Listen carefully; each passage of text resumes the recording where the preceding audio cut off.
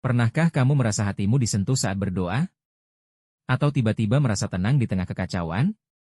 Mungkin itu Roh Kudus yang sedang bekerja dalam dirimu. 1. Siapa itu Roh Kudus? Roh Kudus adalah pribadi ketiga dari Allah Tritunggal, Bapa, Putra, dan Roh Kudus. Dia bukan sekadar energi positif, tapi pribadi Allah sendiri yang tinggal dalam diri orang beriman. Dia membimbing, menghibur, menguatkan, dan memberi kita kuasa untuk hidup kudus. 2. Karunia dan buah Roh Kudus. Roh Kudus tidak datang diam-diam. Ketika dia hadir dalam hidupmu, ada tanda-tandanya, yaitu buah-buah roh, seperti tertulis dalam Galatia 5:22-23. Tetapi buah roh ialah kasih, sukacita, damai sejahtera, kesabaran, kemurahan, kebaikan, kesetiaan, kelemah lembutan, penguasaan diri. Bayangkan hidup yang dipenuhi dengan semua itu. Inilah buah dari hidup yang dipimpin oleh Roh Kudus.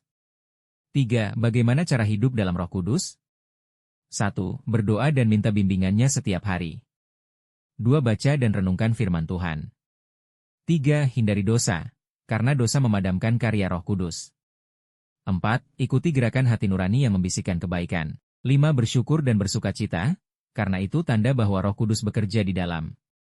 Hidup dalam Roh Kudus bukan hanya untuk orang suci. Itu panggilan untuk kita semua. 4. Apa bedanya karunia dan buah roh? Karunia roh, seperti kemampuan untuk mengajar, menyembuhkan, nubuat, DLL. Buah roh, tanda pertumbuhan rohani dalam hati dan perilaku sehari-hari. Kamu bisa punya karunia, tapi tanpa buah roh, semua itu kosong. Makanya, buah roh itu tanda bahwa hidup kita benar-benar diubah. 5. Hidup dalam Roh Kudus membuat kita jadi berkat bagi sesama. Orang-orang yang hidup dalam roh, membawa damai, bukan konflik. Penuh pengampunan, bukan dendam. Menginspirasi, bukan menekan. Mereka bukan sempurna, tapi bertumbuh, dan itu terlihat dalam cara hidup mereka.